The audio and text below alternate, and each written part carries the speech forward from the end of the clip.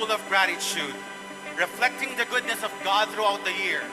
As we lift our voices and offer our thanks, let us remember the powerful words of 1 Timothy chapter 4, verse 4. For everything God created is good, and nothing has to be rejected if it is received with thanksgiving. May our praises and thanksgiving flow freely as we begin the time of worship. With every breath, we lift your name. For all you've done, we'll sing your praise through every trial. We find your grace in every moment. You lead the way from morning light to evening snow. Your goodness in our hearts will show. We'll walk in faith, no fear inside. In your creation, we abide.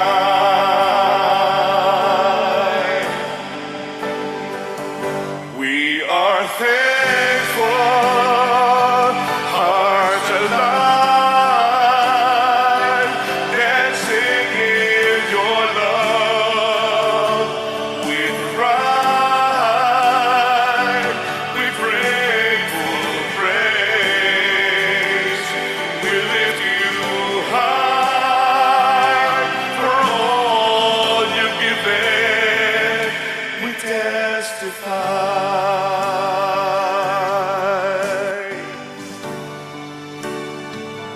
For all you've made, we give our thanks. In every season, we will stand with joyful hearts. Our voices rise in faithful praise. We lift our eyes.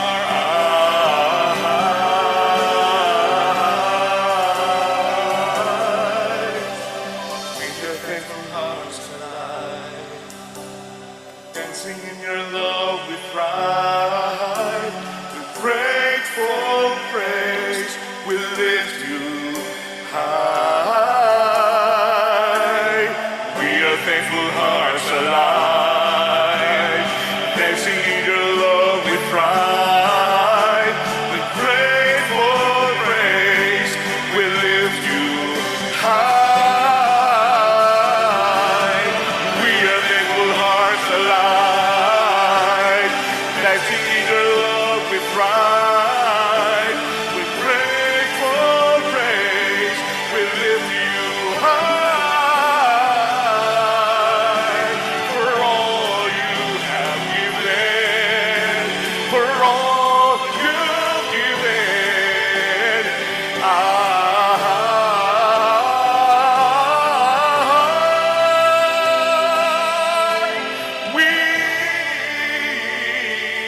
we testify. Come on mga kapatid, palakpakan natin ang Most High God and let's offer our thankful praise. Palakpakan po natin ang Panginoon. We are thankful hearts alive, dancing in your love with pride, with grateful praise, we lift you high. For all you have given me, we testify. With every breath, we lift your name. For all you've done, we sing your praise. Through every trial, we find grace. In every moment, lead the way from the morning light to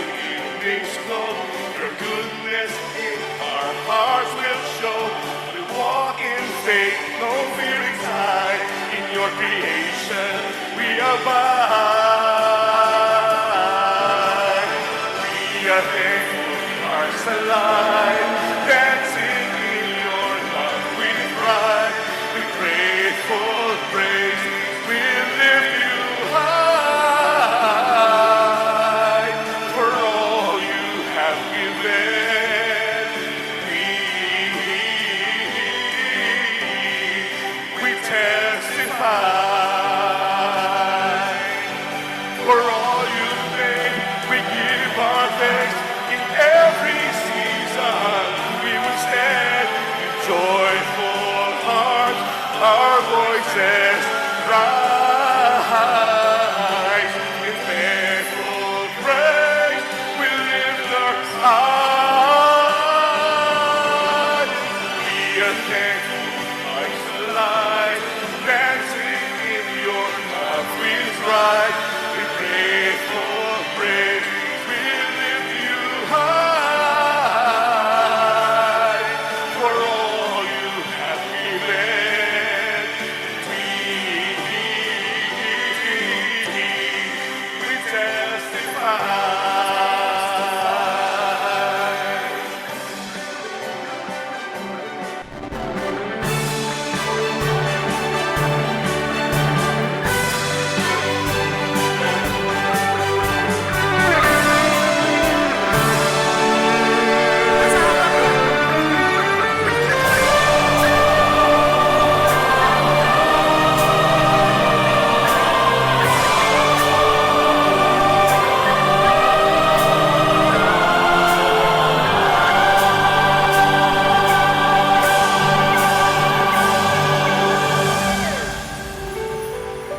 As we continue in this worship, let our hearts shift into a deeper reflection on God's unwavering goodness. Even through life's challenges and trials, His faithfulness remains. Let us now lift our voices together in a song that echoes our trust in His goodness.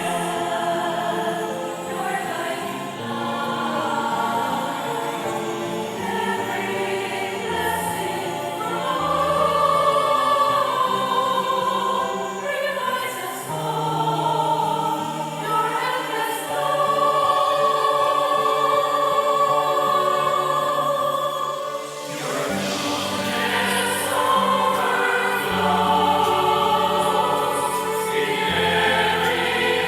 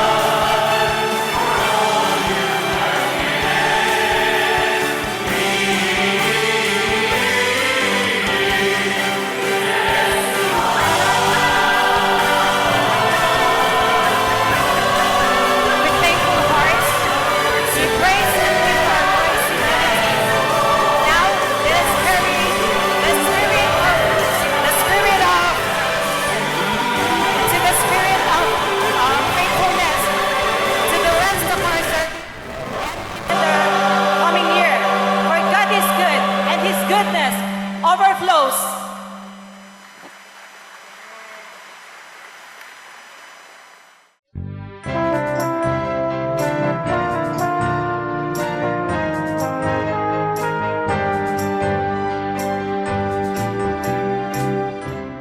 Kapayapaan po ang sumainyong lahat, lalo na sa mga mahal namin na mga bagong kapatid sa kabanal-banalang Iglesia ng Diyos kay Kristo Jesus. Ako po ang inyong likod, kapatid na Jehiel, at kayo po ay aking inaaniyahan na tunghayan natin ang mga mahalagang kaalaman patungkol sa pagiging kaanib sa kabanal-banalang Iglesia ng Diyos kay Kristo Jesus. Kaya tayo na po at sama-sama nating pag-aralan ang gabay ng Kristiyanong ganap.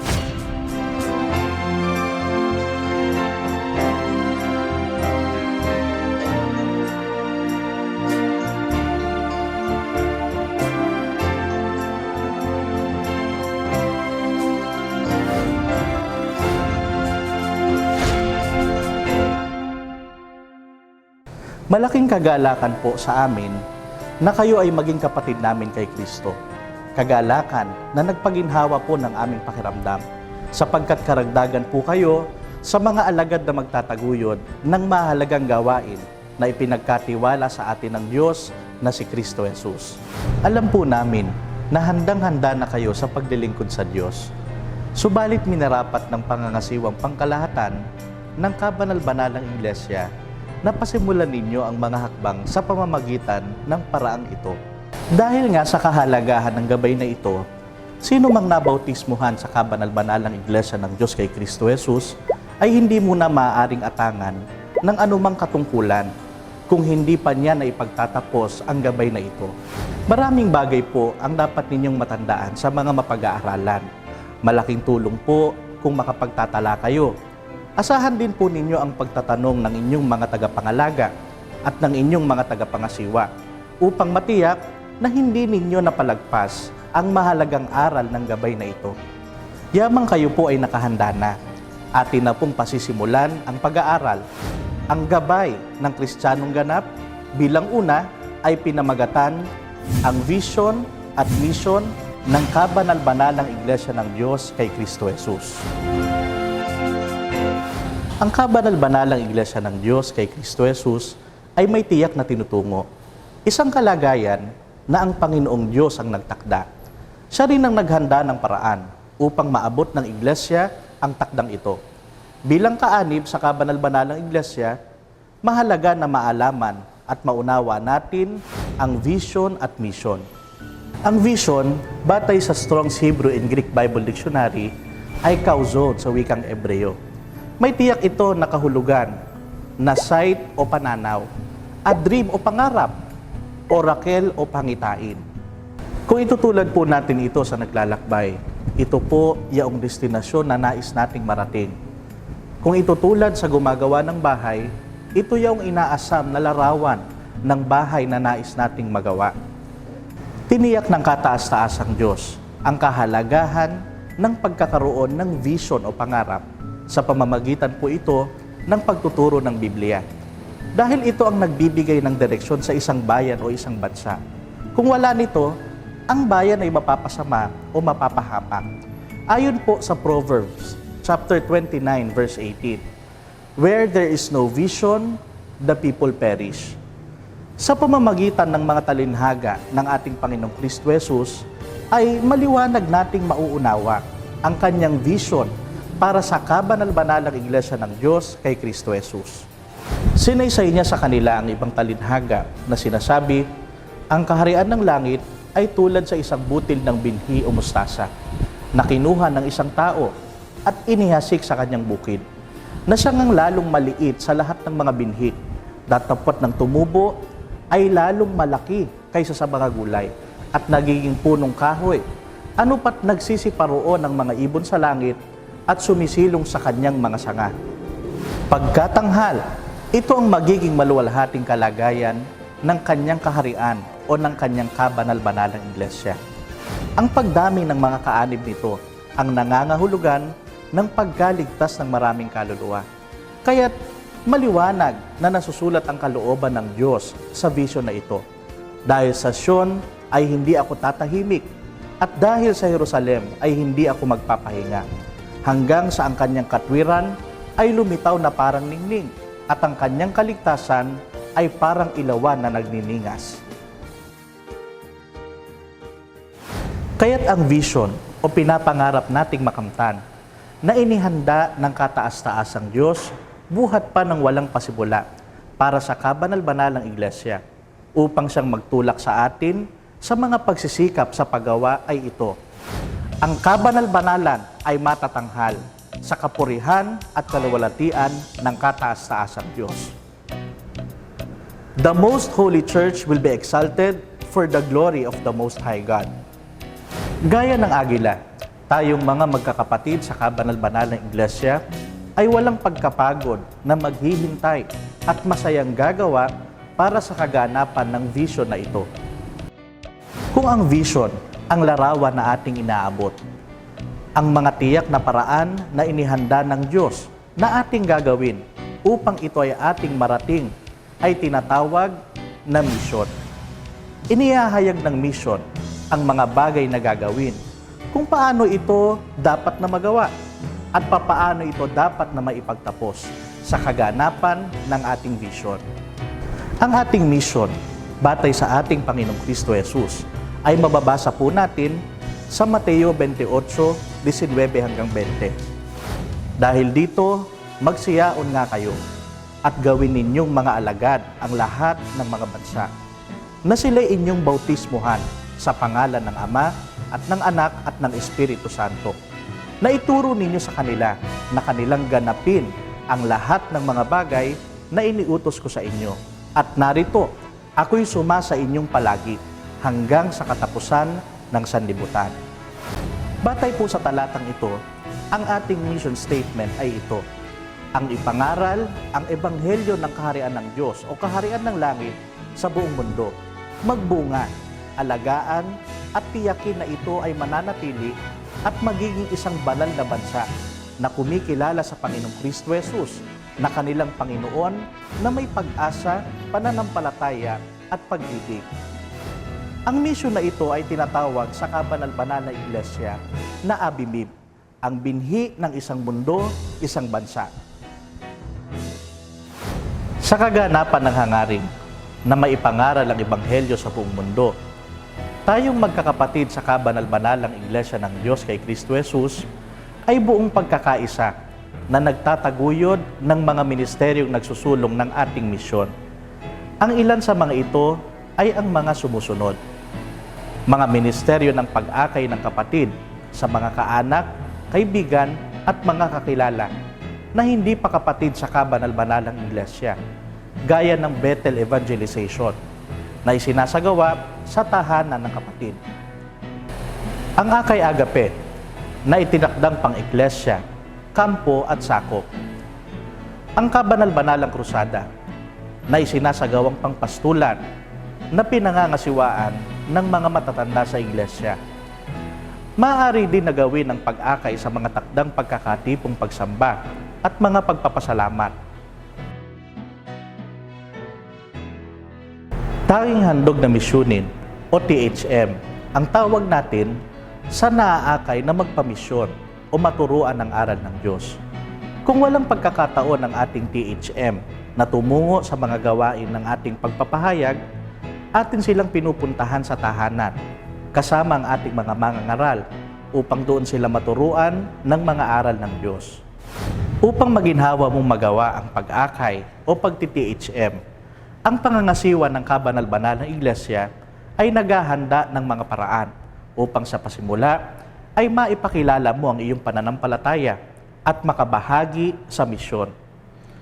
Ang ilan sa mga tulong na paraan upang makapag-akay ay ang mga sumusunod: mga radio programs, mga TV programs, Godward Magazine, Daily Reflection Booklet, social network, gaya ng official na website ng Kabanal-Banalang Iglesia ng Diyos kay Kristo Jesus, YouTube channel, Facebook page at premiere. Muli, ipinapaalala kapatid, ang mga halimbawang nabanggit ay tulong ng mga paraan lamang. Pagkatapos na mahikayat mo ang iyong kapwa na mapakinggan o mapanood ang ating mga programa sa radyo, telebisyon at social media, pagkatapos niyang mabasa ang ating mga babasahin, lubhang kailangan ang iyong tuloy-tuloy na pag-akay upang manampalataya siya hanggang sa siya ay mabautismuhan. Ang slogan na isang kapatid, isang bunga ay madalas nating maririnig sa ating mga tagapangasiwa. Ito ay paraan ng pagpapaalala sa atin ng ating mahalagang bahagi sa kabanal-banalang iglesia na mababasa natin sa 1 Kapitulo 15, versikulo 16. Ako'y hindi ninyo hinirang, ngunit kayo'y hinirang ko, at aking kayong inihalal upang kayo magsiyaon at magsipagbunga at upang manatili ang inyong bunga, upang ang anumang inyong hingin sa Ama sa aking pangalan ay maibigay niya sa inyo. Dahil sa pagsunod ng mga nauna sa iyo at itinaguyod ang isang kapatid, isang bunga, natawag ka sa kabanal-banalang iglesia. Nakasalalay naman sa mga kamay mo, kapatid, ang kaligtasan at pagkatawag ng iba, lalo na ay ng mga kapamilya mo, mga kamag-anak at mga kakilala na hindi pa natin kapananampalataya. Dahil pang buong mundo ang scope ng ating misyon, ang ating gawaing pagpapalaganap ng Ebanghelyo ay hindi maitataguyod ng ministeryo ng pag-akay lamang ng bawat kapatid. Dahil dito, isinasagawa natin ang lalong malaking hakbang ng pangangaral, ang pagsusugo ng mga manggagawa sa iba't ibang dako at mga bansa na tinatawag na ministeryong Kampay Agila. Dahil maraming dako na sa Pilipinas ang nasuguan ng Kampay Agila at nagtagumpay, ang lalong malaking hamon ng pagpapalaganap ng Ebanghelyo ay nasa pagsusugo sa iba't ibang mga bansa. Ang malaking gugulin sa pagtataguyod ng Ministeryong Kampay Agila at ng iba pang hakbang sa pagpapalaganap ng Ebanghelyo ay naitataguyod ng kabanal-banalang iglesia dahil sa pagtatapat ng maraming kapatid sa doktrinang pag-iikapu, pagti-THP at pag-aabuloy. Patuloy po nating tunghayan ang mga kasunod pang pagtatanghal ng gabay ng Kristiyanong ganap. Muli, ito po si kapatid na Jehiel. Hanggang sa muli po nating pagkikita, Mispa.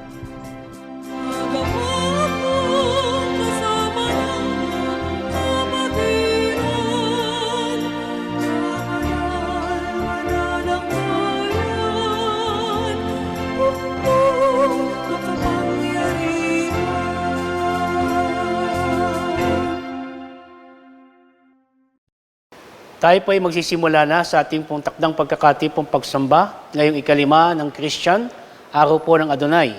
Inaanyayahan ko po ng lahat ay magsitayo.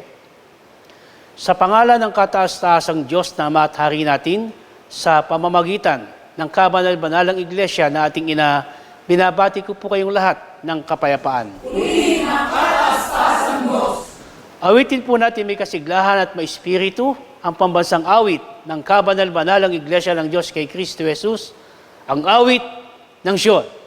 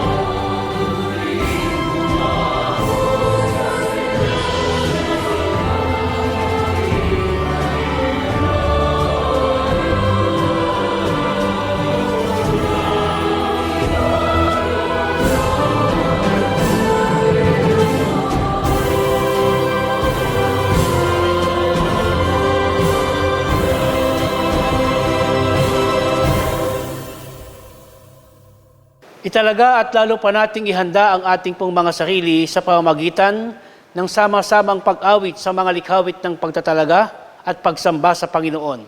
Awitin po natin ang likhawit ng taon na may pamagat na My God, You Are Wonderful at 2 bilang mula sa ating mga himno espiritual.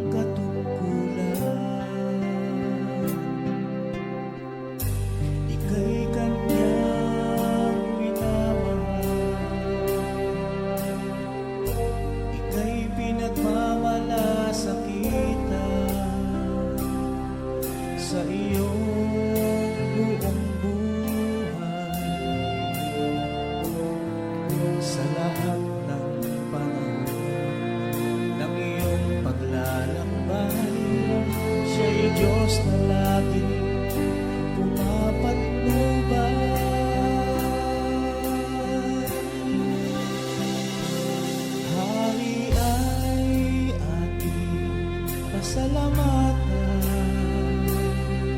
sa kanyang pag-ibig na walang hanggan. Sa buong mundo ating nang itanghal, siya'y hari mapagmahal.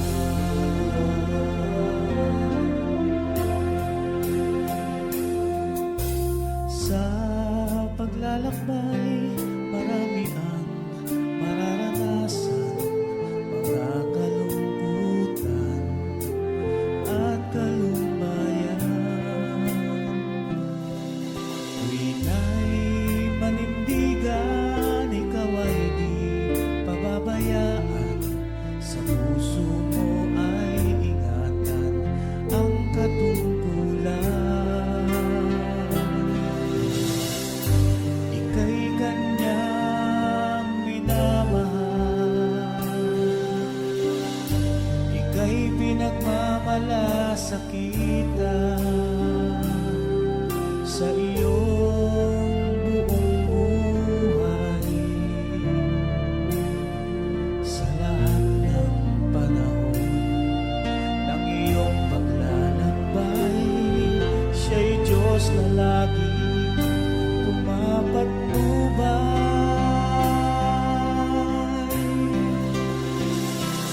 Hari ay ating pasalamatan sa kanyang pag-ibig na walang hanggan.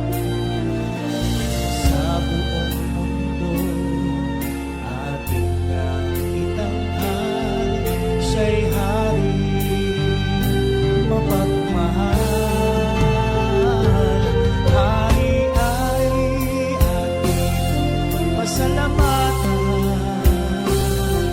sa kanyang pag-ibig na walang hanggan. Sa buong mundo ating nang itanghal, siya'y hari mapagmahal.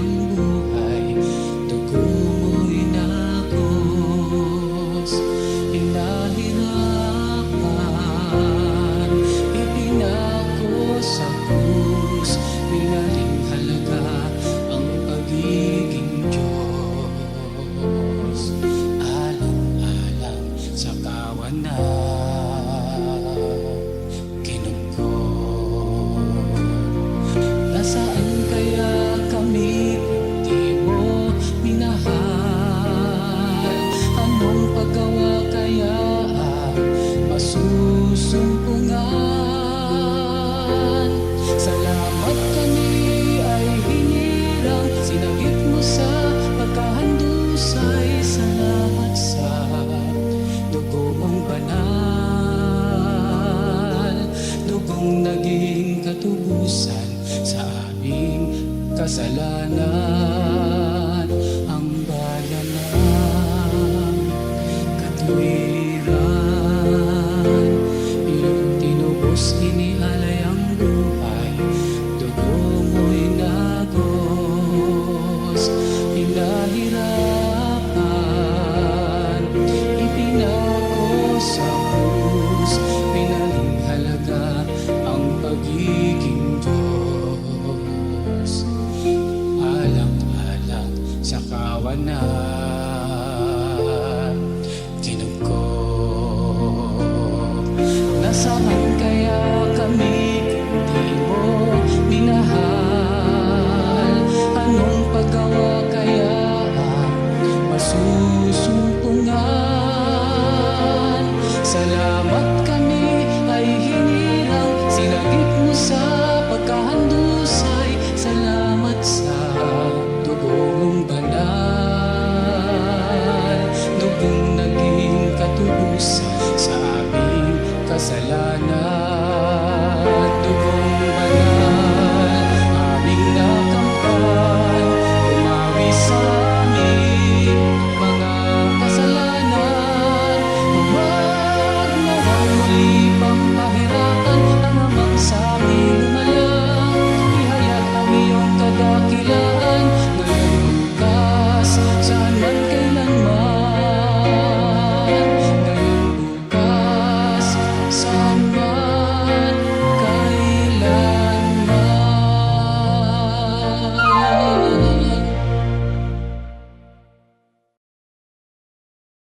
Sa bahagi ito, inaanyayahan ko po ang lahat na muling magsitayo. Atin pong aawitin ang likhawit ng pagpupuri sa Panginoon, samantalang pumapasok ang sugo ng kataas-taasang Diyos upang basahin ang mga salita ng pagpupuri at pagpapasalamat sa Panginoon. Tanggapin po natin ang ating minamahal at ginagalang na isa sa mga presbitero ng Kabanal-Banalang Iglesia, ang matandang kapatid na Gabriel, George Quirino.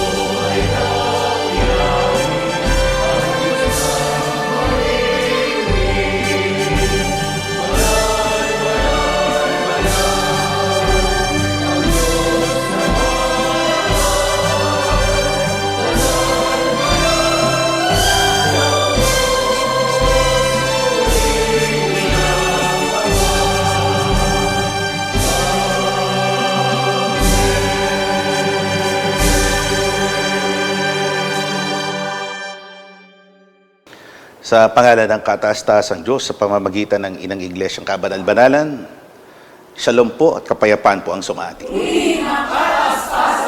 Narito po ang mga pangungusap o mga salita ng papuri at pasasalamat sa kataas-taasang Diyos, pinamagatang sambahin ng Panginoon sa kagandahan ng kabanalan.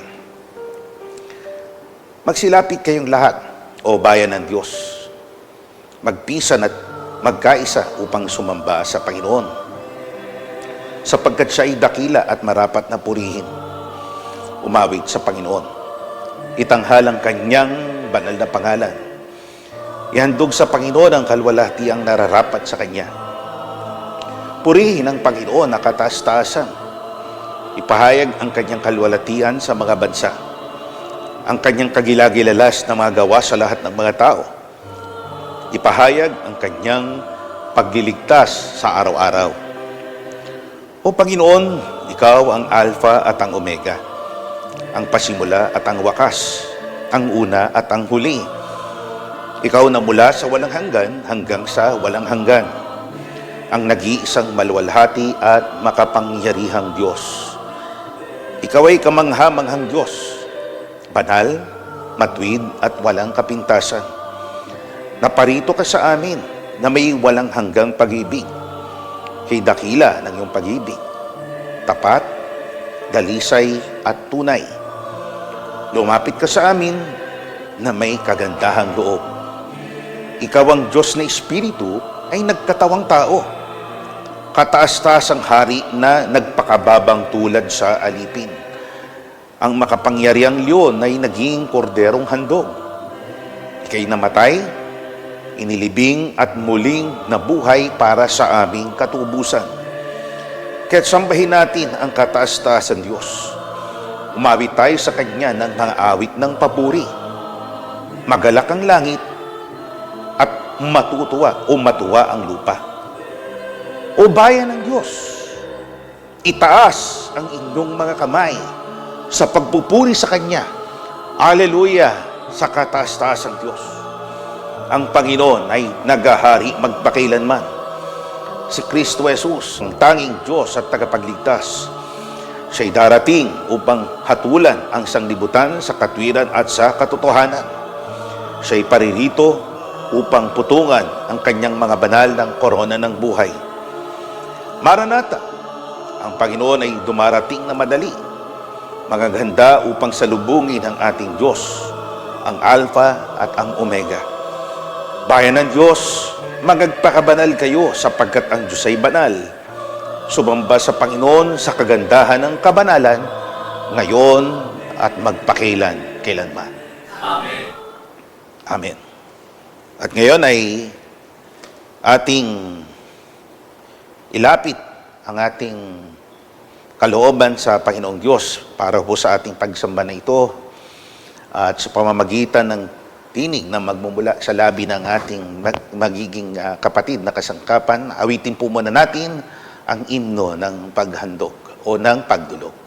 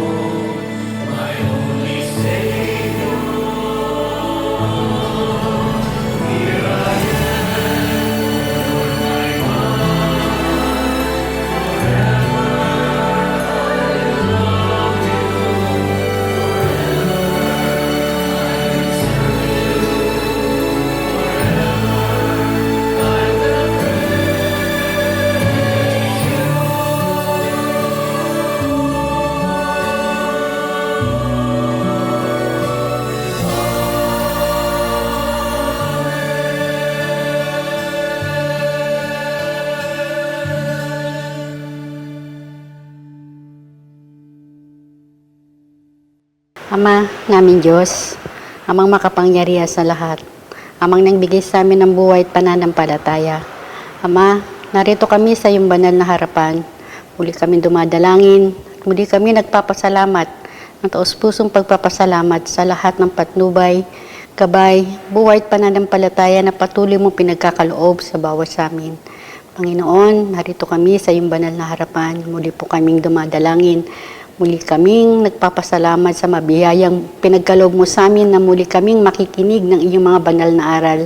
Naway Ama, hindi lang ito aming mapakinggan, kundi maitaos po sa aming puso at malakaran namin habang kami nabubuhay dito sa magulong sanlibutan. Panginoon, patawarin mo po kami sa aming mga nagawang pagkakasala, sa aming mga pagkukulang, lalo na po sa aming mga katungkulan. Panginoon, naway Ama, patnubayan niyo po ang bawat sasabing napakagulo po ng sanlibutan. Naway Ama, hawakan niyo kami ng iyong pagpalang kamay. Magkusama, tulungan niyo po ang bawat isa sa amin na maging matatag sa lahat ng hamon ng buhay. Panginoon, muli kaming makikinig ng iyong mga banal na aral. Naway Ama, ito ay hindi lang namin mapakinggan, kundi malakaran namin habang kami nabubuhay dito sa magulong sanlibutan. Panginoon, patnubayan niyo po ang loob at labas ng itong bahay sambahan upang sa ganun, Ama, maramdaman namin ang iyong mga banal na aral. Ganon din po, Ama, ang sugang kakasakapanin niyo po sa mga oras na to. Patnubayan niyo po siya at gabayan. Tulungan niyo po siya, Ama, at patnubayan. Ama, ganon din po ang aming mga kapatiran na hindi po namin nakasama sa mga oras na to. Kung meron po silang tinataglay na karamdaman, anumang hamon sa buhay, Panginoon, tulungan niyo po sila at gabayan upang sa ganon makasama namin sila, umaawit at bumupuri sa iyong banal na harapan. Panginoon, imid ang aking mga labi na sa isahin ang aming mga pangailangan. Ngunit Ama, alam niyo po ang lahat ng pangyayari. Kusama, tulungan mo kami at gabayan habang kami nabubuhay dito sa magulong sanlibutan. Ama, ang lahat pong ito'y magalang ko pong hinihiling sa iyong kataas-taasan, sa pangalan niyo pong Diyos, Kristo Jesus na isa po namin tagapagligtas. Amen. Ang bahagi po ito ay ang bahagi po ng pagpapaanyaya sa mga kapatid na mag-aalay ng mga pagpapasalamat at tagubilin sa Panginoon. Inaanyayahan ko po ang kapulungan na tumayo bilang pakikipagkaisa. Atin pong tanggapin ang matandang kapatid na Gabriel upang pangasiwaan ang pagpapasalamat at pagtatagubilin.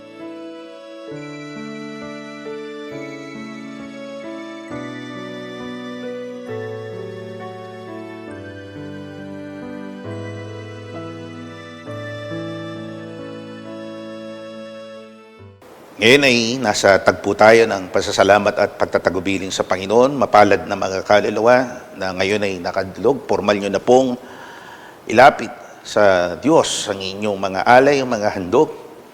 At pagkatapos ay ating sama-samang pakinggan, maging kasangkapan ang inyong lingkod na maging tinig na magpapailang lang ng inyong damdamin sa Panginoon na nagsasabing, aking iniibig ang Panginoon, sapagkat kanyang dininig ang aking tinig at mga kahilingan.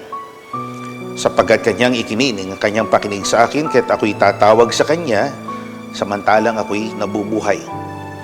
Ang tali ng kamatayan ay pumulupot sa akin. Ang mga sakit ng libingan ay nagsihawak sa akin. Aking nasumpungan ang mga kabagabagan at maraming kalungkutan, ngunit hindi ako nawala ng pag-asa. Ako'y tumawag sa pangalan ng Panginoon at aking sinabi, O Panginoon, nagmamakaawa ko sa iyo, iligtas mo ang aking kaluluwa. Tininig ng Diyos ang aking panalangin sapagkat siya'y mapagbiyay at matuwid. Oo, ang Diyos ay maawain. Tinutulungan niya ang nagsisikap niyang anak. Sapagkat iniligtas ng Panginoon ang kaluluwa ko sa kamatayan at iningatan niya ang aking mga paa sa pagkabuwal at ang aking mga mata sa pagluha. Sapagkat muli niyang pinasapit ako sa araw ng aking kapanganakan at pinagaling niya ako sa aking mga naging karamdaman. Pinagpala niya ako sa iba't ibang paraan ng aking buhay. Dahil sa lahat niyang kabutihan sa akin, ano ang iahandog ko sa Panginoon? Aking ang kukunin ang saro ng kaligtasan at tatawag ako sa Panginoon. Aking babayaran ang mga panata ko sa kanya't aking ihandog ang hain ng pasasalamat. Sa Kanya'y ilalagak ko ang aking buong pagkakatiwala, siya'y aking paglilingkuran.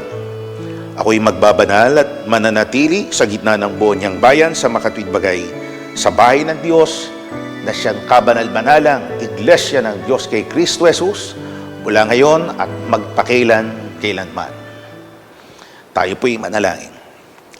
Aba, Panginoon namin Diyos, hindi magkamayaw ang aming mga kalooban at walang pagsidla ng kaligayahan, sapagkat kami ay nakasumpong ng biyaya mula sa iyong kalooban. Pinagpala mo kami sa iba't ibang aspeto ng aming mga buhay, sa kabila ng aming mga kaliitan at kawalan ng kabuluhan. Kami ay mga anak mong nakasumpong ng biyaya sa iyo. Pinalawig mo ang aming mga buhay nang pinasapit mo kami sa araw na ng aming mga kapanganakan. Kami ay ngayon nagseselebra din ng pagkakatawag mo sa iglesia. Maging ang aming relasyon bilang mag-asawa, bilang pamilya, ay binasbasan mo, pinagpala mo, binayaan mo ng mga pangailangan sa buhay na ito upang kami ay makatagal, mag-survive sa iba't ibang sitwasyon ng buhay. At lalong higit ay pinagpala mo kami sa aming mga ministeryo, sa aming mga pangangaral, sa aming pag-awit, sa aming mga gawain sa iglesia, sa kabila ng mga hamon na dumarating sa amin, dama namin ang iyong presensya sa pagbangon ng mga kasangkapan, mga kapatid namin at mga sitwasyon na kung saan ay nakita namin na nasa likod ng mga ito ang iyong kapangyarihan, ang iyong pagpapasya para sa aming ikabubuti at ikasisiyan, ikalulugod ng aming mga kaluluwa. At bukod dito, o amang Diyos, kami ay haharap sa mga bagay na hindi pa namin nakikita ng malinaw. Ang araw ng bukas ay iguguhit pa lamang. Ang tadhana ay naghihintay para sa amin. Kaya sa pagkakataong ito ay lubos kaming nagkakatiwala, binibigay namin sa iyo ang aming mga palad. Tinatagubili namin sa iyo ang aming mga mithiin, mga nasaing sa buhay na ito. Kung mauuring mang ambisyon, ang aming paglago sa aming mga negosyo, ang aming pag-unlad sa aming pagtatrabaho, ang pagtaas ng antas o ang level ng aming mga edukasyon, at lalong-lalo na ang pag-unlad ng aming mga ministeryo, ang katatagan ng aming pamilya ay lubos naming ibinibigay sa iyo, pinagkakatiwala. Maging ang aming pangingibang bansa, paglalakbay, at marami pang iba na naghihintay sa aming mga magkakapatid. Tunay nga na ang kawalan ng katiyakan, ang mga uncertainties ay kinakaharap naming mga magkakapatid. Ngunit nananalig kami na ikaw ang Diyos na nangunguna sa amin. Ano man ang iyong pasya'y aming igagalang, batid namin na ang lahat ng iyong desisyon para sa amin. Kung ito man ay aming hiling at hindi man agad na dumating sa amin, ang lahat ng ito'y sinasampalatayanan namin na ito'y batay sa iyong matalinong pagdidesisyon o pagpapasya para sa aming mga magkakapatid. Kaya sa iyong makapangyarihang kamay, pinagtatagubilin namin ang lahat-lahat, ang aming kalusugan, ang kapakanan din ng aming mga kaluluwa. Ang lahat ng ito ay aming hinihiling at gaya sa tinanggap na, ay aming sinasampalataya ng mangyayari para sa amin, sapagkat ito'y aming dalangin sa ngalan mong Kristo Jesus na aming tagapagligtas. Amen. Mga giliw ko pong mga kapatid, tanggapin natin ang basbas ng Panginoon sa pamamagitan ng mga salitang ito. Pagpalain nawa kayo ng Panginoon at kayo'y ingatan. Paliwanagin nawa ng Panginoon ang kanyang mukha sa inyo at mahabag sa inyo. Ilingap nawa ng Panginoon ang kanyang mukha sa inyo at bigyan kayo ng kapayapaan. Higit na nga, ang kapayapaan ng puso sa mga paglilingkod sa dakilang hari, ganito niya kayo pinagpapala mula ngayon at magpakailan-kailanman. Amen. Amen. Tanggapin at pakinggan po natin ang mga kabataan at mga awit ng Zion mula sa sakop Nesya Lalawigan ng Rizal sa paghahandog ng haing likhawit na may pamagat na All the Glory to God.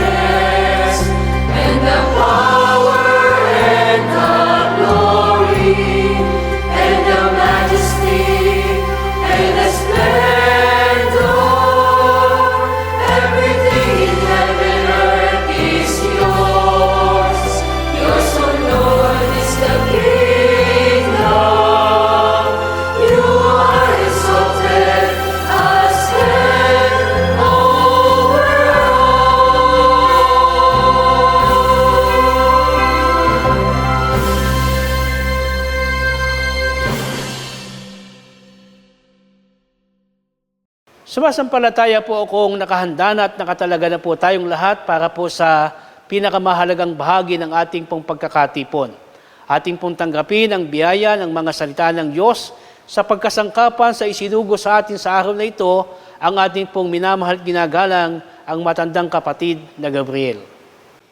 Salo pong muli mga kapatid. At ngayon ay magtungo na po tayo sa paksang aralin para po sa araw na ito, na ang petsa po ay ika-5 ng Christian o buwan ng Abril taong 2026. At ito'y bahagi ng ating pangkalahatang programa na pag-alaala sa mga hirap at sakit ng Panginoon. Nasa ikatlong yugto na po tayo. Nang unay ang Pasko ng Panginoon. Nagkatipon tayo sa iba't ibang mga dako upang ating tayo bu'y bumahagi sa tinapay at katas ng ubas na siyang kumakatawan sa katawan at dugo ng ating Panginoong Yesus. At pagkatapos po nito ay ang pakikinig ng huling mga pangungusap ng Panginoon. At ngayon ay nandito na tayo, ang pag-alaala sa naging pagkabuhay ng Panginoon. At yun po ang mismong ating paksa.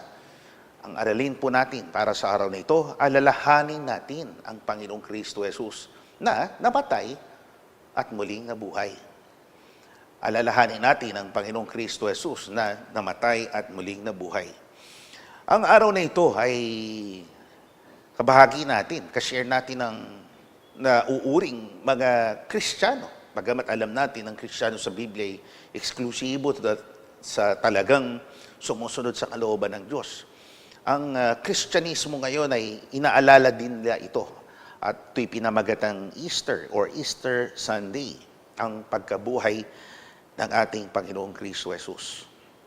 Alam niyo po mga kapatid, tayong mga tao na nilikha ng Diyos ay naiiba, natatangi sa lahat ng kanyang mga nilalang. Binigyan niya tayo ng mga pagkaunawa at ang kakayanan na tayo po ay magtago o mag-imbak ng mga alaala o memories sa ating mga pag-iisip. Hindi gaya ng iba, gaya ng mga hayop. Oo, sila man ay merong nauuring brains or utak. Sila po ay limitado, hindi gaya natin na we really can sustain memories. Kaya nating magsustina ng mga alaala. At ang mga alaala na ito ay talagang pinapahalaga natin, especially mga good memories. Mga kapatid, na ito ay minsan sinusulat natin o sa may kakayanan pa na talagang maganda pa ang ating memorya, we recall, binabalik tanaw natin ang mga alaala nung nakalipas, especially kung ito po ay may kinalaman sa mga namayapa nating mga mahal sa buhay. We try to remember them. Ayaw natin silang nakalilimutan sa ating mga alaala. Sariwa man o matagal na po silang pumanaw, ay sinisikap po, tradisyon po yan ng tao na maalala po natin ang mga patay. Mga kapatid, sa ganang atin na mga Kristiyano, syempre, ang pag-alaala natin ay sa kanila na nangamatay, ay naalala natin tanging kanilang pag-ibig, ang kanilang mga kaalaman, mga binahagi nilang kabayanihan sa atin. At syempre, yung impact, yung epekto ng kanilang presensya sa buhay nating mga magkakapatid. Lalo na kung tayo yung mga bata pa, ang formative years natin ay nakabatay, bumabase po ito sa ating mga magulang. Kung nawala ng ating mga magulang, naalala natin sila na sa mga unang hakbang natin, pagkamulat natin ng ating mga mata sa mundo ito, sila ang una nating nakita, ang tinig nila ang una nating naririnig. At ang alaala sa kanila ay siyang kumakapit sa ating mga magkakapatid. O maraming tao, hindi lamang mga magulang natin ang inaalala natin. Mga bantog o hindi man bantog na mga tao, basta sila'y nagkaroon ng indelible mark, nag-iwan ng marka sa atin, mga magkakapatid. Kaya nga, sila ay naalala natin sa pamamagitan ng pagbabangon o pagtitindig ng mga struktura. Ang tawag po ay memorials.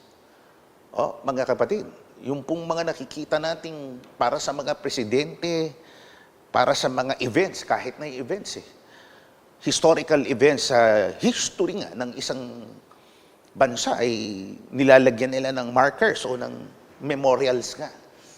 Mga kapatid, dahil napaka-importanting magbalik tanaw sa nakalipas, lalo na sa mga iniwan tayo, naulila tayo sa kanilang mga presensya. Di ba? Ang iba nga, yung kanilang dibuho, ang kanilang sining, ang kanilang mga gawa, yung works of art nila, maging ang kanilang quotations, yun yung binubuhay natin, naalala natin. Di ba? Pag nagtitipon pa tayo, sinasabi natin, ito sinabi ng tatay ko, di ba? May mga lessons in life. Ito sabi ni Lola. At maging yung ginawa nilang, limbawa, artwork. Pinipreserve po natin yan, mga kapatid. At dahil nga dyan, gusto natin, they are forever living in our hearts sa pamamagitan ng paglalagay ng larawan, di ba? Nila, yung mga pictures nila of old, nilalagay po natin sa mga prominenteng lugar sa ating tahanan. At hindi lamang po yan, yung sinasabi nga nating mga bayani, nilalagay yan sa memorial walls or markers. Talagang sinisiguro nila, di ba? Merong pader ng mga bayani. Sa Estados Unidos, merong ganyan, Wall of Heroes. Sa Pilipinas, may ganyan din. Sa mga libingan ay nilalagay, lalo na libingan ng mga sundalo. Mga minamahal ko pong mga kapatid. Bilang mga Kristiyano, hindi lamang dapat nating maalala ang pagkamatay ng ating Panginoong Kristo Jesus, kundi lalong higit sa lahat ay maalala din natin ang kanyang pagkabuhay, ang kanyang resurrection sa isang katawan na maluwalhati. Kaya nga, mga giliw ko pong mga kapatid, isang utos na dapat ay alalahanin nga natin ang kanyang kamatayan at ang muling pagkabuhay. Kaya pasimulan po natin ang ating aralin sa pamamagitan ng mga katanong ito. Saan nakabatay ang ating aral o doktrina ng kabanal-banalang iglesia tungkol sa pag-alaala sa kamatayan at pagkabuhay na maguli ng ating Panginoong Kristo Jesus? Basahin po natin ang unang Timoteo 2:8. Ang wika po ni Apostol Pablo, alalahanin mo si Jesucristo na muling binuhay sa mga patay na sa binhi ni David ayon sa aking ebanghelyo. Ayan, klaro naman po mga kapatid. Ito'y batay sa pahayag ni Apostol Pablo na sabi po niya, ibatay sa ebanghelyo according to the gospel. Dapat ay inaalala itong regular.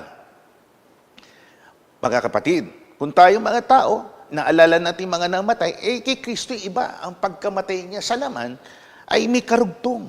Ang kasunod agad na nangyari after 3 days ay ang muli niyang pagkabuhay. Kaya sabi ni Pablo, gawin nating maalala na tuloy-tuloy habang tayo'y pinagkakalooban ng buhay, alalahanin natin ang kanyang hirap at sakit, alalahanin natin ang kanyang pagkamatay at ang kanyang resurreksyon. Ngayon, ano po ang prinsipyo na gumugobyerno, ika nga, sa paniniwalang ito na itong alaala tungkol kay Kristo ay dapat na mamalagi sa ating mga magkakapatid? Hindi po pwedeng lilipas ang panahon, lilipas ang ilang mga henerasyon na ito po ay parang ordinaryo na lamang at kakalimutan na lang nating mga magkakapatid. Ano po ang wika ni Apostol Pablo nang lihaman niya ang mga kapatid na Ebreo 13:7-8? Alalahanin ninyo ang inyong mga pinuno na siyang nangagsalita sa inyo ng salita ng Diyos. At sa paggunita ninyo sa wakas ng kanilang pamumuhay, ay tularan ninyo ang kanilang pananampalataya. Si Jesucristo ay siya rin kahapon, ngayon, oo, magpakailanman. Alalahanin natin ang nagkaroon ng pagpupuno sa atin. So it's a general na o isang pangkalahatang panawagan ni Apostol Pablo. Alalahanin natin those who had the opportunity to lead us. Sila na naging leaders natin, spiritual leaders, church leaders. Sila na mga nangagsalita sa atin, nangusap ng mga salita ng Diyos, words of wisdom. Na, kaya nga binanggit dun sa 8, si Kristo. Pangunahin sa lahat ng mga naging tagapagturo natin, Walang iba kundi si Kristo, ang guro natin, dakil ng guro natin, na sa pagdidili-dili, ibig sabihin, pagre-reflect, pagsusuri sa kanilang wakas ng kanilang pamumuhay. Ibig sabihin, mga hakbang na ginawa nila patungo sa kawakasan ng kanilang buhay, ay marapat anya nating tularan. Yung halimbawang iniwanan niya sa atin, na siyang pinamagatang kahapon, ngayon, at siyang bukas natin. Bakit sinabi ito ni Apostol Pablo na magkakarugtong? Kasi nga, marahil ay sa tao, pagka namatay na ang ating kaibigan, ang ating mga mahal sa buhay, tapos na. Ika nga tapos na rin siyang maghusap sa atin. Tapos na siyang magsalita.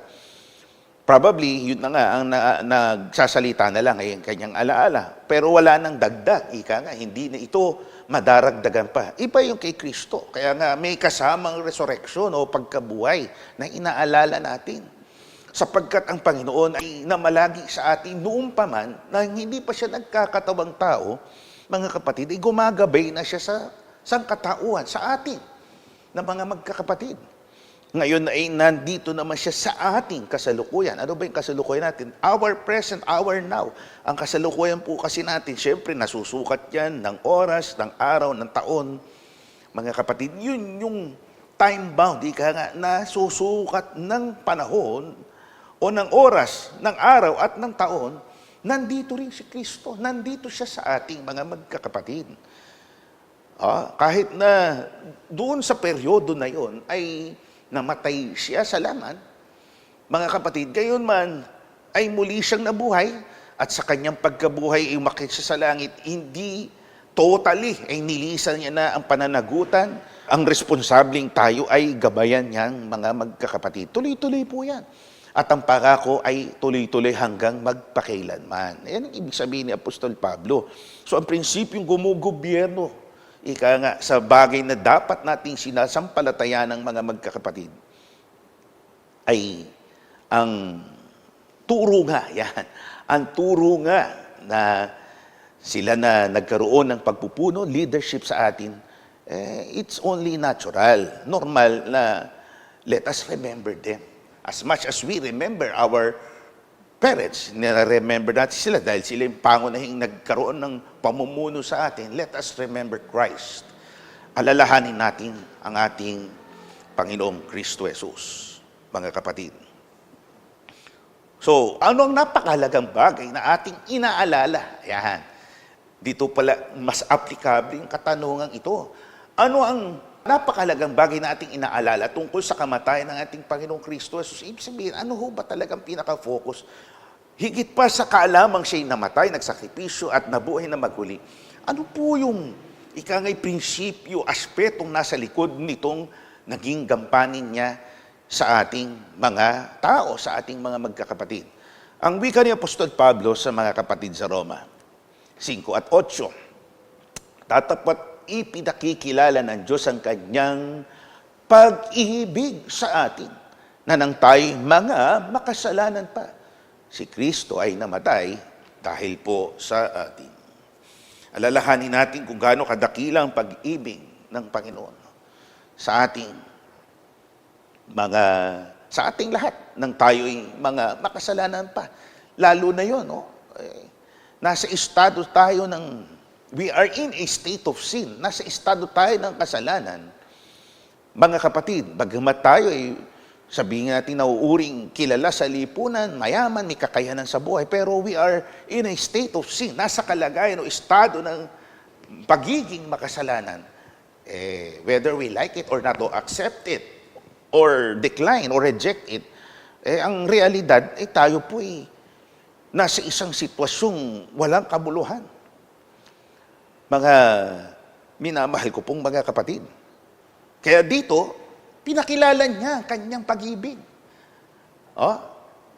Nasa kabila po ng ating gayong sitwasyon, mga kapatid, tayo ay pinag-ukulan niya ng atensyon, pinag-ukulan niya ng kanyang sakripisyo. Sa totoo lang, bilang Diyos ay pwede naman niyang hindi gawin to.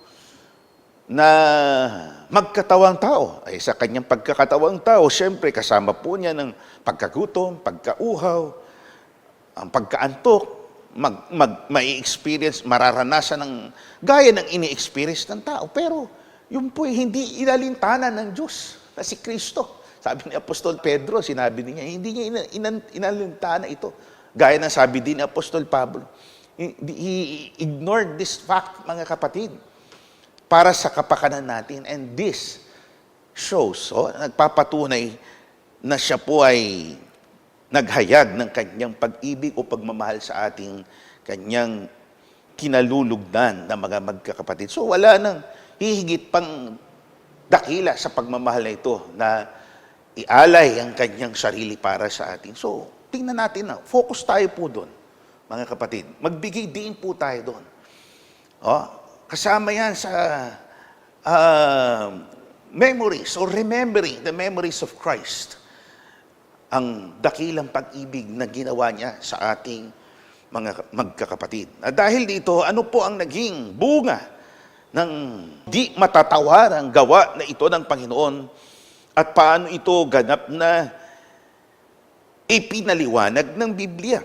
Sabi po ni Propeta Isaias sa kanyang 38 at 17. Ang wika po'y ganito, narito, sa ikabubuti ko'y nagkaroon ako ng malaking kapighatian. Ngunit inibig mo ang aking kaluluwa sa hukay ng kapahamakan, sapagkat iyong inilaglag sa iyong likuran ang lahat kong kasalanan. Naalala ko po yung mga talatang to nung nabubuhay pa ang ating MP ni Isaiah. Parang isang bola na in full might, ika nga sa buong kalakasan ng Diyos ang kasalanan natin ay initsa niya sa kanyang likuran. Talagang ibinato niya na there is no turning back, ika nga kakalimutan niya ang lahat ng ito. Na totoo, ito ang nangyayari sa atin at nangyari nga nang ibigay niya ang kanyang buhay, ibuwis ang kanyang buhay para sa ating mga magkakapatid. Yes, mga kapatid, pinili ng Diyos na tayo po ay sagipin, hanguin sa lungaw ng pagkapahamak. Yun yun, yung hukay, malalim na hukay ng pagkapahamak. Parang bottomless pit, an abyss, na walang napakalalim, hindi mo makikita kung gaano ito kalalim. Doon tayo hinango ng ating Panginoon. Hindi natin kaya sa ganang sarili natin ng humango o makaakyat, makahulagpos sa ganong sitwasyon, mga kapatid. Ngunit nangyari ito, hinanapan ng Diyos ng paraan upang tayo po ay makaakyat mula po sa kinasadlakan nating kumunoy, ika nga. Upang tayo na walang kabuluhan ay maging makabuluhan. Makabuluhan, mahalaga sa kanyang paningin. Dahil tayo ay nilibiran, tayo ay sinakop ng kanyang dugo.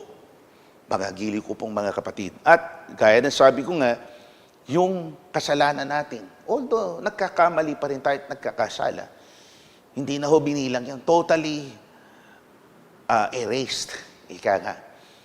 Parang hindi umiral, parang hindi nangyari na tayo nagkasala sa ginawang ito ng Panginoon. Hindi gaya ng tao na parang on paper lang, sa papel lang sinusulat ang pagpapatawad. Mga kapatid, halimbawa, pagpapatawad sa utang, pero nagkakaroon pa rin ng grudge. Ika nga, merong saloobin na hindi niya napatatawad. Ibahin natin ang Diyos, ibahin natin si Kristo. One-time offer ang ginawa ng Panginoon sa total na ikapagpapatawad natin. Ginawa niya ito para sa ating mga magkakapatid. Dahil sa pag-ibig niya sa ating kaluluwa, hinango niya tayo sa hukay. Gaano kahalaga ang ating pananampalataya sa Panginoong Kristo Jesus na namatay at muling binuhay. So dito, very significant itong tanong na ito kasi marami hong issue tungkol sa muling pagkabuhay ni Kristo. Pagdududa, pag-aalinlangan, pagkukwestiyon kung ito nga ba'y nangyari o hindi. Ano bang epekto nito kung ito ay pagdududahan natin? O ano naman ang epekto nito, resulta nito, kung tayo po ay ganap na yayakap sa pananampalatayang ito. Mga giliw ko pong mga kapatid. Sabi ni Apostol Pablo, sa liham niya sa mga kapatid sa Thessalonica, basahin po natin sa Tagalog Popular Version. Mga kapatid, ibig naming malaman ninyo ang katotohanan tungkol sa mga namatay na, nang hindi kayo magdalamhati tulad ng mga taong walang pag-asa. Naniwala tayong si Jesus ay namatay at muling nabuhay. Given.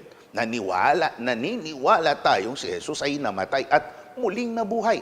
Kaya naman, naniniwala tayong bubuhayin din ng Diyos ang lahat ng namatay na nananalig kay Jesus upang isama sa Kanya. Ito ang aral ng Panginoon na sinasabi namin sa inyo. Pagparito ng Panginoon, tayong mga buhay ay hindi mauuna sa mga namatay na. Sa araw na yaon, kasabay ng malakas na utos, ng tinig ng arkanghel at ng tunog ng trumpeta ng Diyos, bababa ang Panginoon mula sa langit. Bubuhayin muna ang mga namatay na nananalig kay Kristo pagkatapos tayong mga buhay pa ay titipunin niya sa ulap at isasama sa mga binuhay upang salubungin, sa papawirin ang Panginoon sa gayoy makakapiling niya tayo magpakailanman. Ito. Sa pagsampalataya natin, nagbibigay ito sa atin ng matibay na pag-asa na kung dumating man ang panahon ng ating pagpanaw o kamatayan sa laman, nananalig tayong muli tayong bubuhayin ng Diyos sa Kanyang muling pagparito. Makakapiling natin siya magpakailanman. Ang kasulatan ay nagtuturo sa atin ng hanay ng pananampalataya na iba talaga sa maraming tao. Mga kapatid, siyempre, lahat tayo, mauri, kahit tayo mga Kristiyano, natatakot tayo sa kamatayan. All of us are afraid of death, mga kapatid. Pero how do we cope? Yun ang layunin ng ating mga aralin. Paano tayo makapag-a-adjust? Paano tayo mapapawian nga ng pagkatakot? Mga kapatid, nandun pa rin ang takot, pero we still survive. Nagtutuloy-tuloy tayo. Mga kapatid, ito'y bunga ng ating pananampalataya. Diba, mga tao nga, naghahanap ng paraan, paano nila mapapalawig ang buhay. Kung pwede nga, tumuklas ng mga bagay para tuloy-tuloy ang buhay. Ika nga, kung ang katawang ito ay talagang hindi mapipigilang mabulok, mamatay. Di ba? May mga science fiction na nagsasuggest na ang consciousness niya ay mai-transfer sa sariwang katawan. Di ba? May mga ganun eh. Iniisip lang ng tao ang iba't ibang mga konseptong ito, mga kapatid. Pero siyempre, hindi mapipigilan ang kamatayan, mga kapatid. Pero sa pananampalatayang ito, hindi pinuputol yung kwento tungkol sa iyo. Ika nga, your story doesn't end in your death. Mga kapatid, it lives on. Sapagkat binigyan tayo ng pag-asa sa muling pagkabuhay, sa pagsampalataya natin. Mga kapatid, na kung paano nangyari kay Kristo, mga kapatid, ay mangyayari din sa atin. Ang kaibahan, siyempre, malinaw po ito, mga kapatid, ay ang pagkabuhay nito ay perpekto. Hindi na gaya nung ngayon ay siyang suot nating katawang lupa na subject pa rin o bilad pa rin ito sa sakit, sa pagkagutom at siyempre mamamatay. Sa pagkabuhay na yaon, dinescribe nga dito ni Apostol Pablo yung tanong kasi ng mga tao, hindi naman tayo eventually lahat mamamatay. Pero lahat pwedeng mamatay. Ibig sabihin, pagdating ni Kristo, may abuting buhay. Mauna ba tayong buhay? Una-unahan ba yan? Sabi, kinalaro ni Apostol Pablo, hindi naman tayo mauna kung tayong pinalad na buhay. Sila na nangamatay, bubuhayin muli. Tayo naman, na aabuting buhay, ay papalitan lamang. We will simply be replaced with a celestial body, ika nga. Heavenly body. Pagtitipunin sa papawirin, yun ang gamit na termino sa wikang Tagalog, popular version, wikang gamit dito, sa papawirin. Mga giliw ko pong mga kapatid. Kaya i-address din natin ang pagdududa tungkol dito. Kasi marami ang nagdududa talaga. Nangyari ba talaga yan? Marami tayong mababasa, mapapanood sa social media, sa internet tungkol sa pagbibigay duda, pag-aalinlangan kung nangyari ba talaga ang pagkamatay. O more so, lalo na kung talagang may Kristo noon. Historical evidence proves, historical evidences prove na umiral talaga si Kristo. Yung mga nagsasalimbay ang mga argumento, syempre, sasabihin nila dahil they simply refuse. Ayaw lang kasi talaga nilang maniwala. Pero hindi po pwede na ang ayaw manaig kasi merong concrete na ebidensya na umiral si Kristo at maging ang kanyang pagkabuhay ay nangyari. Merong ebidensya din na historical outside the Bible, may nagpapatunay niya kahit yung mga historians, Jewish historians, mga kapatid. Yung iba kasi naniniwala sa kapakanan lamang, wala naman siguro mawawala sa akin. Yan ang pananaw na iba. Wala naman siguro mawawala kung maniwala ako dyan. Pag naniwala ako, kasama ako dyan sa bubuhayang maguli. That should not be the case. Hindi po yan ang dapat na level ng pagsampalataya sa pagkabuhay na maguli. Kinakailangan, sampalatayanan talaga natin ito. Sampalatayanan buo. Hindi dahil baka sakali, baka naman akong maiwan kung hindi ko sasampalatayanan. Ika nga'y para sa'yo, it's a choice. Mga kapatid, yes, it is still a choice sapagkat ang pananampalataya ay dapat ginagawa ng malayang pagpapasyabuhat sa'yo, manggagaling sa ating mga magkakapatid. Kaya sana maintindihan natin ang bagay nito na pagka tayo po ay binuhay nga, ang pagkabuhay na ito ayon sa Biblia, ayon din sa accounts o mga nakasaksi, pagkabuhay na iba, sapagkat minsan lang nangyari ito. May nagsasabing nauna naman daw ang pagkabuhay ng iba, gaya ng himalang ginawa ni Kristo nang binuhay uli si Lazaro. Ano yun? Minauna kay Kristo na pagkabuhay na maguli.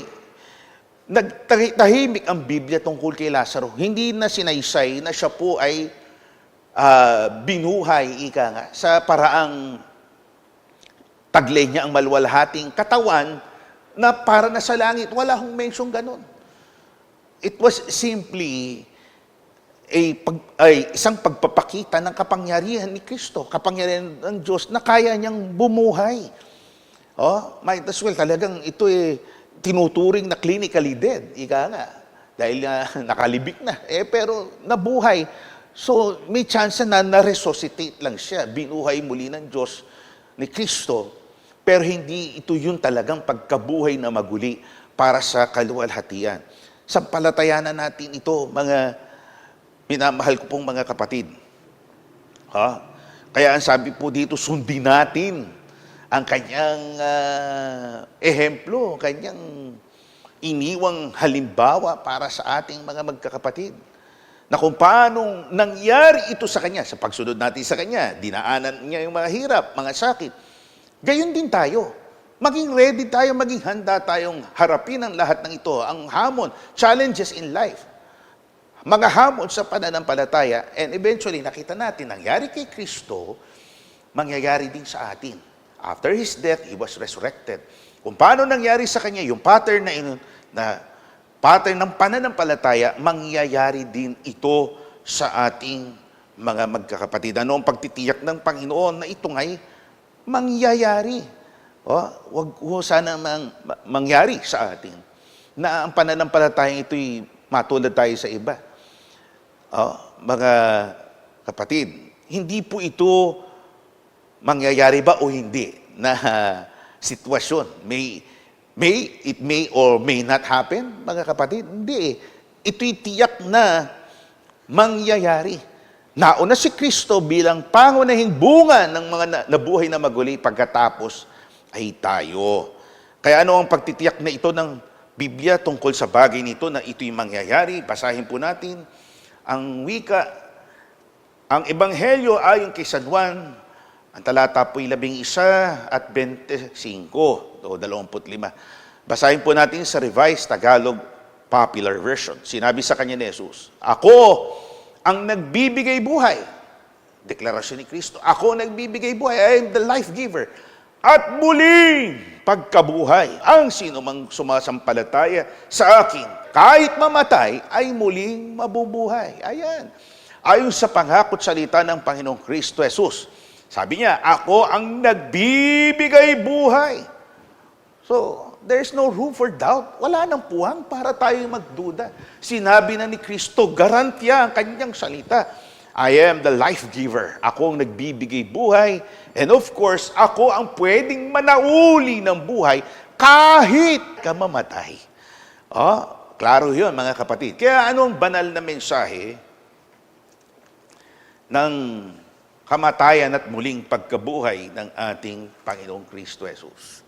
Ano ang leksyon nito para sa atin? Ang ikangay ibig na mensahe na maiwan sa ating mga magkakapatid na hindi dapat ituring itong isang ordinaryo. Gaya ng maraming naging aralin natin sa iglesia, ito'y isa sa pinakamahalaga na dapat ay laging sariwa sa ating mga magkakapatid.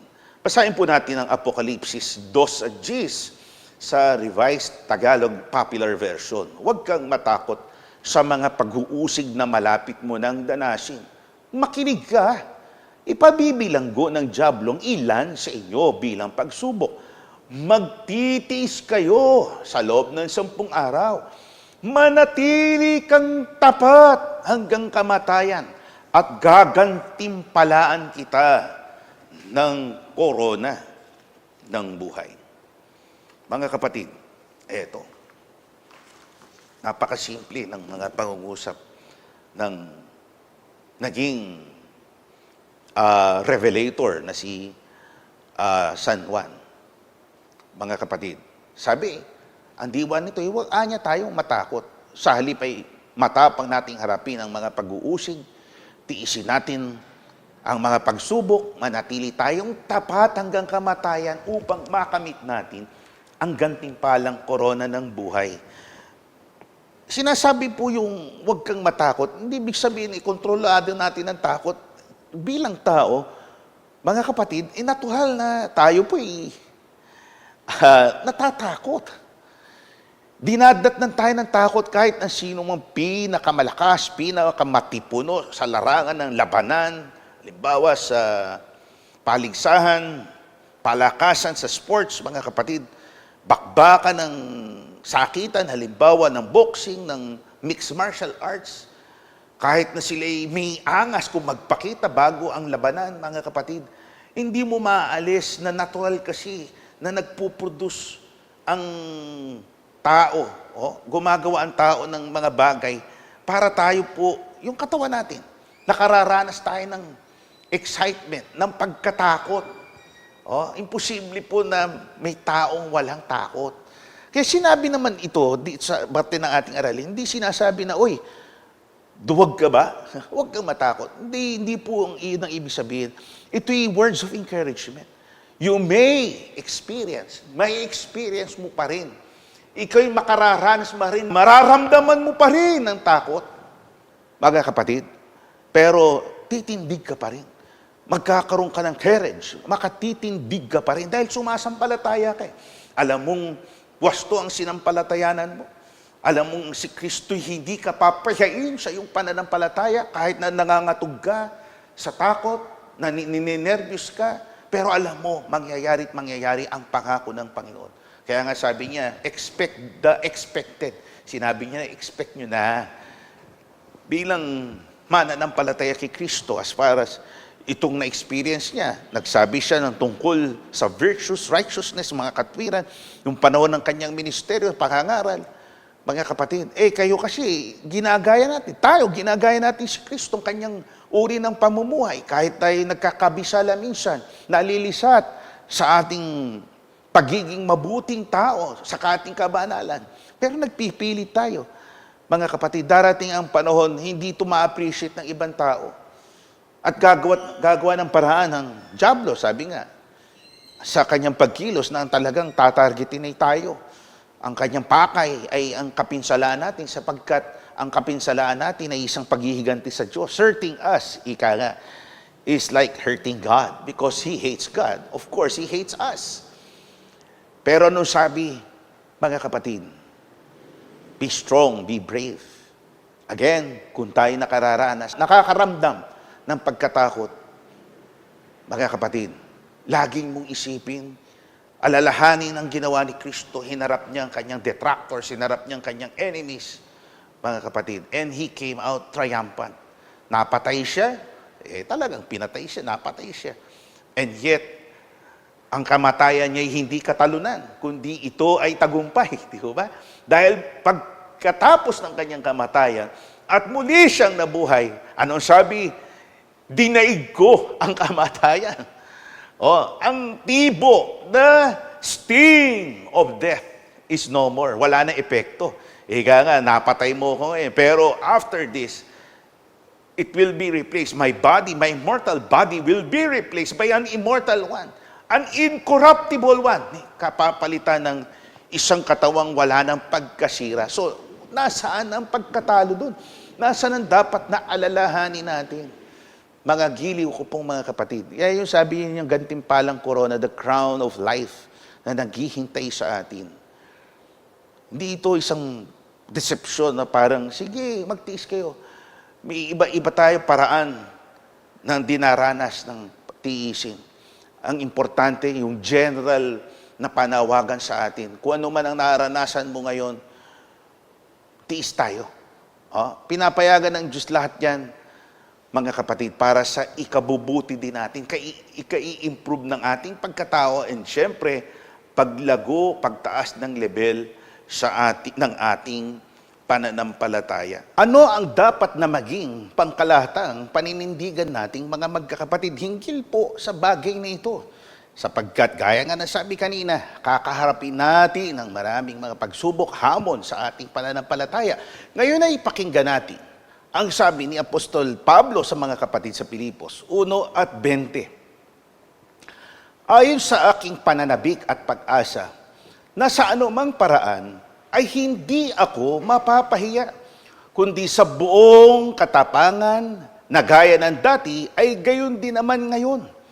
Si Kristo ay dadakilain sa aking katawan, maging sa pamamagitan ng buhay o sa pamamagitan ng kamatayan. Ganito ang mindset ng isang lingkod na may tapat, matwid na pagkakilala sa ating Panginoong Kristo Jesus. Ang matwid at tamang perspektiba niya sa naging hirap at sakit ng Panginoon, sa kanyang kamatayan at muling pagkabuhay. Siya po ay nanindigan ng hawakan na hindi siya magiging frustrated, hindi siya mapapahiya. At tinaglay niya ang katapangan, ang courage, yung bravery na humarap sa anumang mga bagay at nagkaroon siya ng isang pangkalahatang motto, paninindigan na kung saan ay sinabi niya na si Kristo ay mabubuhay, mahayag sa kanyang katawan, sa buhay na ito at maging sa kamatayan. Mga minamahal ko pong mga kapatid, yan po ang dapat na maging paninindigan natin. Yan ang dapat laging sariwa sa ating isip na kung ano man ang sitwasyon, we have Christ in us, He will magnify us, siya ang nabubuhay sa atin, oo, namatay sa laman, yung resurrection, yung muli niyang pagkabuhay, mga kapatid, ay hindi lamang isang event noon, kundi isang event na continuous, tuloy-tuloy na nangyayari. Buhay siya sa ating buhay na mga magkapatid. Kaya tayo, yan din ang dapat na maging deklarasyon natin. Si Kristo, namatay, oo, nabubuhay siya magpahanggang ngayon sa ating katawan, sa ating pagkatao. Kaya ano ngayon ang dapat napakatandaan natin? Dahil sabi, alalahanin natin. Ano ba yung paksa? Alalahanin natin. Ibig sabihin, let's celebrate it. How do we celebrate the death and the resurrection of Christ? Gagayahin ba natin ang iba? Paano ba sila mag-celebrate? Merong magharbong mga selebrasyon. Meron silang mga worship services na madaling araw kasi nga sasambulat ang liwanag, sasabayan ito ng kanilang pagsamba o simba. May ganyan mga kapatid. Dahil ginagaya nila yung si Kristo, iniaakma nila sa araw, the sun, mga kapatid. Kaya nga sa Biblia may ganyang pagsamba sa araw. Yun ay may pahalata ng paganismo. Hindi po dapat gayon. Kaya yung iba, di ba, may ganyan na pagsiselebra ng Easter. They do, tatapatin ko po kayo, they do early morning mass. Mga kapatid, yung pagbubukang liwayway, sinasabay sa pagsikat ng araw. Mga kapatid, hindi natin gagawin yun. Bagamat tayo po, pwede natin gawin ang madaling araw na pagsamba. Hindi masama yung madaling araw, pero to associate Christ and His resurrection, isasama ang pagkabuhay niya sa pagsamba sa araw, doon nagkakamali. At iba pa, yung popular. Ano yung popular? Yung Easter eggs hunt o Easter egg hunt. Yung mga kinulayang itlog, nilaga. Pinapahanap sa mga bata, may patimpalak, kung pa-contest dyan. At sinasamahan pa ng kuneho ng Easter o yung Easter bunny. Mga kapatid, sila po yun. Kung hinahalo nila yon sa Christian tradition, mga kapatid, yun po'y may bahid ng paganismo. That's not how we should remember Christ, His death and His resurrection. Ang wasto, mga kapatid, ay mamalagi ito na sariwa sa atin. Paano ba nagiging sariwa? Matatapos ang araw na ito, lilipas ang mga panahon, makakalimutan na naman natin. Gumawa tayo ng effort ng ating pagkilos na ito'y laging sariwa nga sa atin. Mga kapatid, i-immortalize natin talaga na ito si Kristo. Ito ang kanyang naging sakripisyo para sa atin. Pwede naman na tayo ang mismong ipako sa krus. Pwede naman na tayo ang mismong dumaan sa mga hinagpis. Pwedeng tayo mismong ang putungan ng korona ng tinik o ang pagpinagpapalo sa likod hanggang masugatan, maglabasan ng laman sa ating katawan. Mga kapatid, hindi pinayagan ng Diyos yun. Inari niya siyang gumawa. Ang pagkabuhay ay marahil isang konsepto lang na pagtatalunan hanggang ngayon, isang filosofiya o prinsipyo, pero ito'y isang totoong nangyari. Mga kapatid, para sa atin, hindi ito isang imahinasyon mangyayari sa atin. Kaya tayo na, mga giliw ko pong mga kapatid, at tanggapin natin ang pagpapala. Ang pagpapala, hindi lamang sa darating, kundi kahit dito sa buhay na ito. While we are still here, living our mortal lives, bibiyayaan tayo ng ating Panginoon ng pangangailangan natin because He is God, our provider. He will provide for us. Matatagalan natin ang krisis na ito. Krisis ng oil, krisis ng gyera, krisis na kahit personal, lahat yan malalagpasan natin because we are in the church which is purchased by His blood. Gawa 20:28.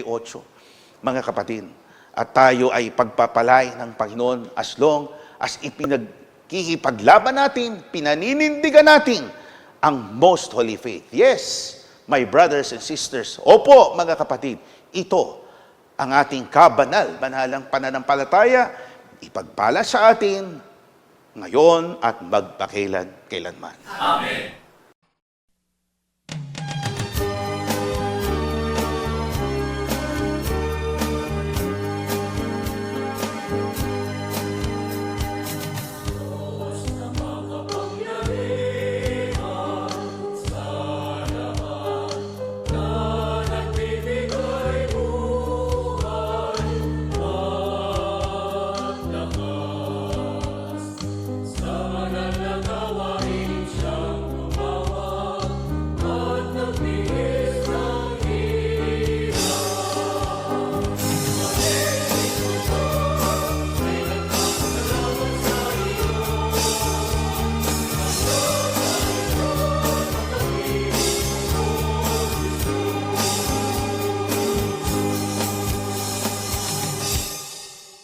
Aba, Ama naming Hari, Ama naming Diyos, pinakamakapangyarihan ka sa lahat. Ama, nagpapasalamat po kami sa aming napakinggan sa pagkakataon po ito. muli po ay sumariwa sa aming mga isipan ang iyong sakripisyo na nagbigay sa amin ng pag-ibig at pag-asa at nakapagdulot ng kalakasan sa aming mga paglilingkod. Ama, ang panampalataya ito ay nagdulot sa amin ng matibay na pag-asa upang mapagpatuloy aming mga laang ministeryo at pagsikapan pa na mapaglingkod sa kapatid na kami ay namamag-asa na ang mga gawang ito ay mapagbibigay sa amin ng buhay na walang hanggan na pinangako nyo sa bawat isa po sa amin. Salamat po, Ama, sa mensahe na aming napakinggan. Pagpala niyo po sa bawat sa amin na pagbigay po sa amin ng kalakasan upang patuloy pong pagsikapan ang aming mga gampanin upang ang lahat po ng aming gawa ay magbigay ng kapurihan sa inyong malinis at marangal na pangalan. Ama, dinadalain po namin ang abuluyan na aming pinagkaloob. Lakipan niyo po ng banal na bendisyon upang magamit po ng kasangkapang pangasiwaan sa patuloy pong pagpapalaganap ng inyong iglesia. Ama, ito po aming sisamo at dinadalangin sa pangalan po ng Diyos, Kristo Jesus, ito po nag-isa namin tagapagligtas. Amen.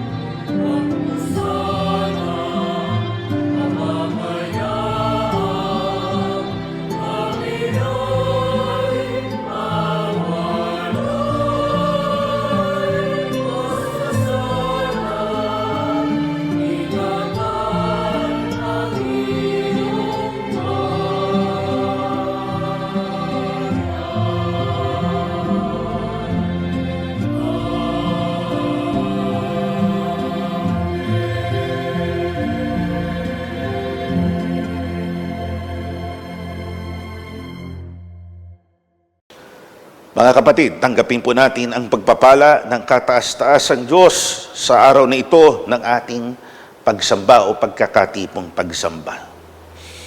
Ang dakilang agape ng kataas-taasang Diyos na Ama at Hari nating mga magkakapatid. Ang biyayang pagliligtas ayon sa panukalang walang hanggan na kanyang inihayag at binigyang halimbawa nang siya'y magkatawang tao sa paghalang Kristo Jesus. Ang pakikipisa ng kanyang banal na Espiritu ang siya nawang ipagpala sa ating lahat na mga magkakapatid na nasa pagkakatibong ito mula ngayon at magpakilan kailanman. Amen. Sumaatin po ang kapayapaan. Mga kapatid, let there be no delay. Hindi dapat na maantala. Ngayon ang kaaya-ayang panahon, ngayon ang panahon ng pagliligtas. Ating ipahayag ang mga salita ng kaligtasan sa maraming bansa, lahi, wika at mga hari. We care. Let us evangelize the world. Mispa. Magalak sa Panginoon.